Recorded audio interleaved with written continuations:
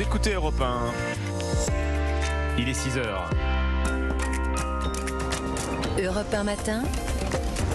Alexandre Lemaire. De l'Algérie à la Turquie, de l'Italie à la Grèce, le pourtour méditerranéen est en flammes. Le sud de la France également touché par une série d'incendies, des feux fixés dans les Alpes-Maritimes et les Bouches-du-Rhône. On va faire le point dans ce journal.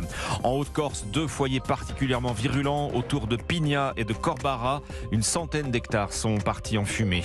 Dans le reste de l'actualité, Salah Abdeslam et Mohamed Abrini reconnus coupables au procès des attentats de Bruxelles. Les 2 terroristes déjà condamnés à la prison à vie dans un autre procès, celui des attentats du 13 novembre 2015 à Paris.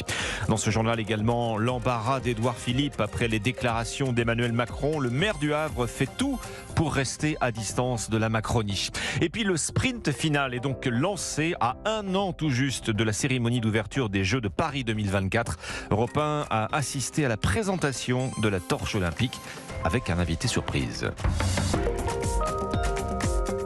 Le journal de 6h. Christophe Lamar. Bonjour Christophe. Bonjour Alexandre, bonjour à tous. Les incendies continuent de ravager l'arc méditerranéen. Ils dévastent la Grèce. 35 000 hectares de forêts brûlées, estimation de l'ONG WWF. Et ce n'est peut-être pas fini. Pour le Premier ministre grec, l'été s'annonce difficile. 3 morts recensés déjà sur l'île de Bé, dont les 2 pilotes d'un Canadair qui s'est écrasé en luttant contre les flammes. Le feu aussi en Turquie, en Algérie et en Sicile, où 2 corps calcinés ont été découverts à Sinici, près de l'aéroport de Palerme. Le sud de l'Europe est donc en flammes. Le sud de la France n'échappe pas non plus aux incendies. Avec plus de 300 pompiers mobilisés autour d'Arles et à Velot dans les Bouches-du-Rhône. Le feu aussi dans les Alpes-Maritimes et les Pyrénées-Orientales. Le point avec Maxime Gondelot. Ce matin, sur le continent, tous les feux sont maîtrisés. Hier, toute la journée, les pompiers se sont battus sur de multiples fronts. Dans les Alpes-Maritimes, par exemple, un feu de végétation à Cagnes-sur-Mer a mobilisé une centaine de sapeurs-pompiers et un hélicoptère bombardier. 10 hectares de brûlés, même surface partie en fumée à Bérol. Dans le Var, cette fois, des petits feux se sont déclarés à Hyères, aux Arcs-sur-Argence, à la Londe-les-Morts, à Bormes-les-Mimosas ou au Muy, sans conséquences graves. Dans les Bouches-du-Rhône, 2 départs de feu à Velot et Arles ont mobilisé plus de 300 sapeurs-pompiers. Le sinistre a été fixé en début de soirée, mais des hommes sont restés positionnés toute la nuit en surveillance. Dans les Pyrénées-Orientales, sur les hauteurs d'Argelès-sur-Mer, 100 pompiers ont rapidement maîtrisé un incendie. Pour rappel, 9 départs de feu sur 10 sont d'origine humaine. Il faut donc éviter tous les gestes à risque. Allumer un barbecue en zone boisée, éviter de faire des travaux avec des outils qui peuvent déclencher un feu et bien évidemment ne pas jeter son mégot de cigarette dans la nature. Maxime Gondelot, feu fixé sur le continent, on vient de l'entendre. En Haute-Corse, la situation reste sous surveillance. 2 départs de feu distants d'1 kilomètre signalés hier soir vers 22h. Les 2 sinistres ont fait leur jonction dans la région de Corbara, où le monastère du village a dû être évacué. Le vent complique la tâche des 200 pompiers actuellement mobilisés. Une centaine d'hectares seraient déjà partis en fumée. Europe 1, il est 6h03, la suite de votre journal sur Europe 1. Christophe Lamar, Alexandre Lemaire. La fin d'un long procès à Bruxelles, celui des attentats de mars 2016. Ils avaient fait 32 morts dans la capitale belge. Salah Abdeslam et Mohamed Abrini ont été déclarés coupables. Et ces 2 djihadistes ont déjà été condamnés à la prison à vie pour les attentats du 13 novembre 2015 à Paris. La cour d'assises spéciale de Bruxelles a clos la première partie d'un procès fleuve. 7 mois d'audience, 10 accusés, dont Salah Abdeslam et Mohamed Abrini. Tous 2 reconnus coupables d'assassinat, soit l'infraction la plus grave dans le code pénal belge. Laura van Lerberg, vous êtes la correspondante d'Europe 1 à Bruxelles. Eh bien, les jurés se basent sur plusieurs éléments. Après les attentats de Paris, Salah Abdeslam écrit une lettre dans laquelle il parle de finir le travail et demande d'être mieux équipé qu'à Paris. Il a aussi fait le choix de rester dans les différentes caches sur le territoire belge avec des personnes impliquées dans les attentats. Il connaissait le modus operandi utilisé par ces personnes. Bref, pour les jurés, il ne s'est jamais désolidarisé de cette vague d'attentats. Concernant Mohamed Abrini, surnommé l'homme au chapeau, il a avoué l'ensemble des faits reprochés. 4 autres accusés sont aussi coupables d'assassinat dans un contexte terroriste. Pour Philippe Van Steenkist, directeur d'une association de victimes, ce verdict est une avancée majeure. Il y a justice qui est faite aussi envers des victimes, ça fait part de la reconnaissance, mais il est aussi très important qu'il y ait un message qu'on donne vers la société pour montrer que le terrorisme est quelque chose qui ne fonctionne pas. Alors quelles seront les peines des accusés? La décision sera prise début septembre à l'issue d'une nouvelle session de délibération pour les jurés. Laura van Lerberg, correspondante d'Europe 1 à Bruxelles. Michel. Suite et fin du déplacement d'Emmanuel Macron en Nouvelle-Calédonie avec un discours du président très attendu sur l'avenir institutionnel de l'île. Toujours déchiré entre partisans et adversaires de l'indépendance, les 3 référendums successifs n'ont pas réglé la question. Le non l'a emporté à chaque fois, mais le chef de l'État pourrait défendre une révision sensible de la Constitution propre à la Nouvelle-Calédonie.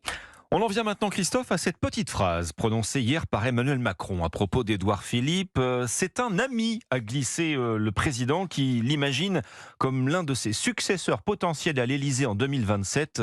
Le maire du Havre, quant à lui, a modérément apprécié. Une petite phrase tombée quelques heures avant la venue d'Elisabeth Borne au Havre. Au menu, l'implantation d'une plateforme de carburant alternatif. Entre l'ancien et l'actuel Premier ministre, la sympathie est réciproque et réelle. Édouard Philippe a tout fait pour esquiver les questions sur son avenir. La déclaration du chef de l'État est perçue comme une flèche empoisonnée, Maï-Hélène Trémollet.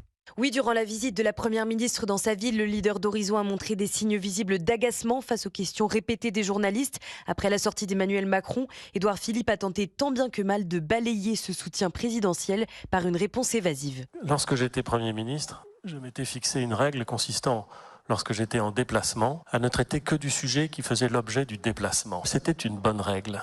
Et j'ai décidé de me l'appliquer à moi-même encore aujourd'hui. Donc nous sommes ici pour parler du Havre. Et je vous propose que nous en restions là. Il faut dire que la déclaration du président est ambiguë quand on sait les relations plutôt froides, voire distantes que les 2 hommes entretiennent. D'autant plus que ces propos d'Emmanuel Macron vont à l'encontre de la stratégie d'Édouard Philippe.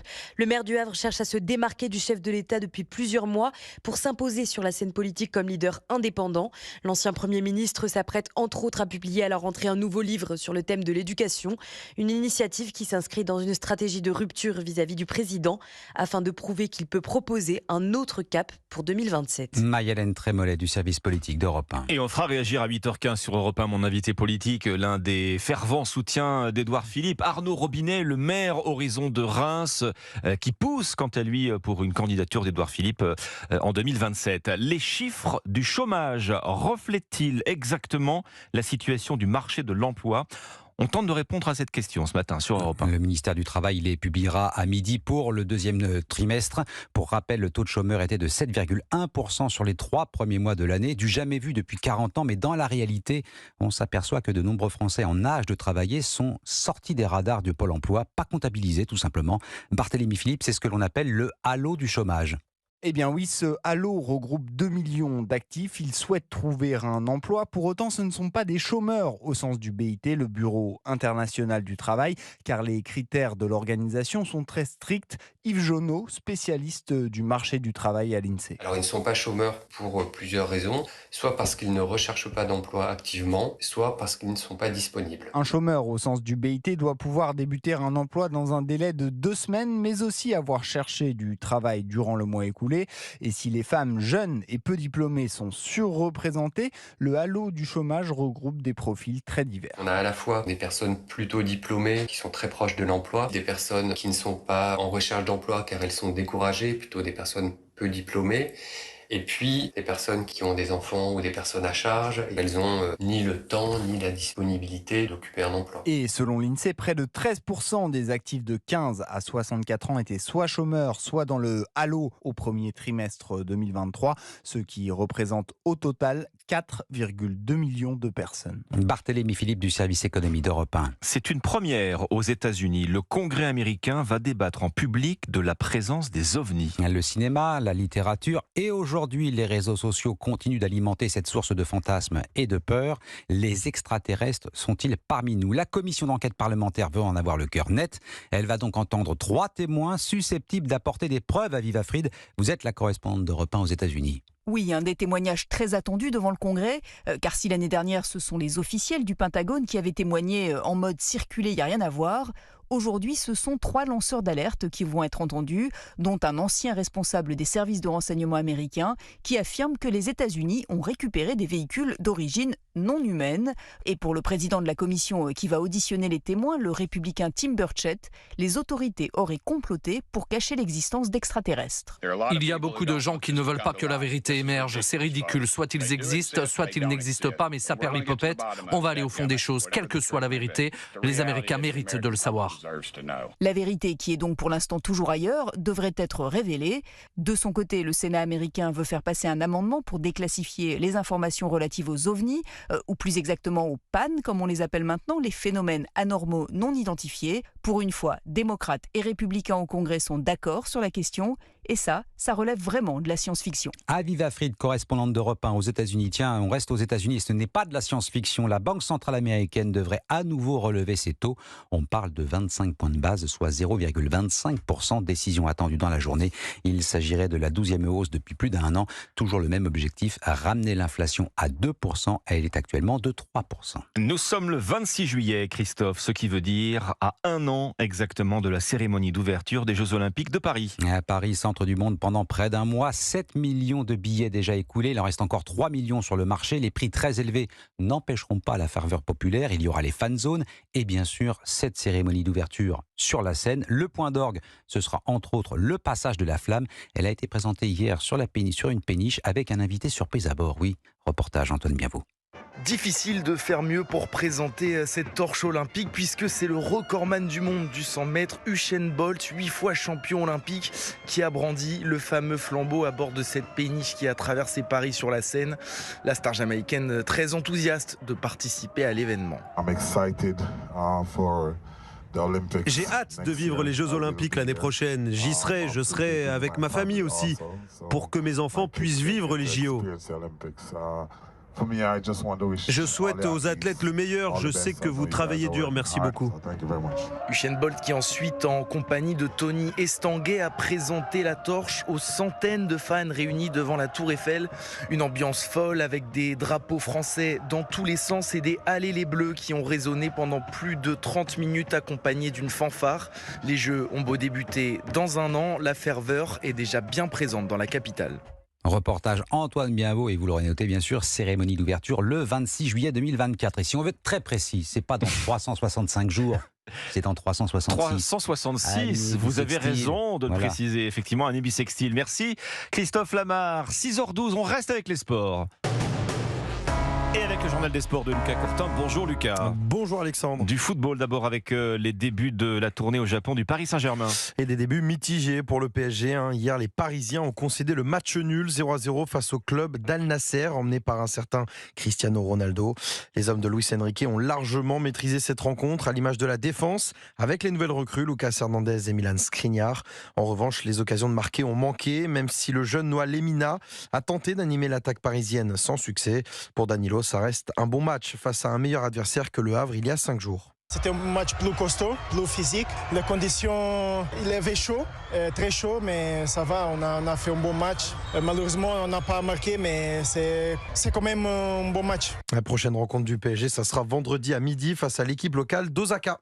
Du cyclisme avec la 3e étape du Tour de France féminin. Et une cruelle arrivée pour Julie Van de Velde. Après un raid solitaire de 60 km, la Belge a été reprise à 100 petits mètres de la ligne par le peloton.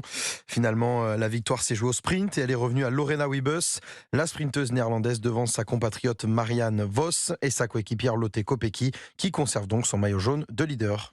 On parlait donc de ce compte à rebours avec Christophe il y a quelques instants. Il ne reste donc qu'1 an avant l'ouverture des Jeux de Paris. Et pour l'occasion, hier en fin d'après-midi, une centaine d'athlètes français ont défilé sur la scène avant de faire escale pour échanger et danser avec près de 300 supporters. Ils étaient tous à bord du paquebot, le bateau sur lequel l'équipe de France olympique et paralympique défilera donc le 26 juillet 2024. Une sorte de petite répétition qui a beaucoup plu à Tony Estanguet, président de Paris 2024, qui nous promet des Jeux exceptionnels. On sent l'énergie qui monte, ces Jeux vont être incroyable. Je crois qu'on a mis vraiment une ambition folle pour faire de chaque instant un moment unique et je peux vous dire que ces Jeux s'annoncent incroyablement forts et ils vont nous faire du bien parce qu'on va vivre, je crois, un moment historique. Le chronomètre est donc lancé, 365 jours avant de découvrir cette grande cérémonie d'ouverture prévue sur la scène. Un mot d'escrime, les championnats du monde se déroulent en ce moment à Milan et c'est une bonne nouvelle, une première médaille d'or pour la France. 13 ans après le sacre de Maureen Nissima en 2010, 10. Marie-Florence Candassamy est devenue hier championne du monde de l'épée à l'épée. La Française a été impressionnante en finale où elle a dominé l'Italienne Alberta Santuccio 15 touches à 12. Un peu plus tôt dans la journée, elle avait aussi réussi l'exploit de battre en demi-finale la championne olympique en titre chinoise Sun Yiwen 14 à 10. Elle permet donc à la France de débloquer son compteur avant d'aborder aujourd'hui l'épée masculine et le fleuret féminin. Pour terminer, Lucas, les championnats du monde de natation au Japon avec les mondiaux de Fukuoka. Ouais, et pas de nouvelle médaille pour la France. Pourtant, hier, 3 Français étaient engagés en 100 mètres d'eau et hommes-femmes. Pour sa première finale mondiale, Pauline Maillot a terminé 6e en 59 secondes et 72 centièmes, à plus d'une seconde du podium. Chez les garçons, déception aussi avec la 5e place de Johan Ndoye Brouard en 52,84 et la 8e place de Mewen Tomac en 53,16. En revanche, bonne nouvelle, Léon Marchand s'est qualifié pour la finale du 200 mètres papillon qui est prévue aujourd'hui à 13h53 heure française. Merci Lucas. 6h15 sur Europe 1. Nous allons d'abord en Corse pour votre météo des plages, Estelle. Et oui, et la mer en Corse, il y aura quelques vagues. L'eau sera à 28 degrés avec une température extérieure de 32 à Bastia et 28 à Ajaccio. Un peu plus en hauteur sur la côte d'Azur. La mer sera le plus agitée. C'est là où la mer sera le plus agitée avec plusieurs vagues, voire quelques rouleaux. À hier, 32 degrés sur le sable et 24 dans l'eau. Et à Canet, 23 degrés pour vous baigner et 30 degrés sur le sable. Sur la façade atlantique, la mer sera très calme. L'eau sera à 22 degrés en moyenne. À Dieppe, par exemple, 20 à l'extérieur et 19 au bord du littoral. À Perros-Guirec, 17 dans l'eau et 22 degrés sur le bord de plage. Et puis sur les côtes de la Manche, quelques vagues, mais l'eau sera elle-même plutôt calme. À Brest, une eau à 18 degrés avec une température extérieure de 21. Et puis à Biarritz, 22 degrés pour ceux qui se baignent et 24 degrés sur la serviette de plage.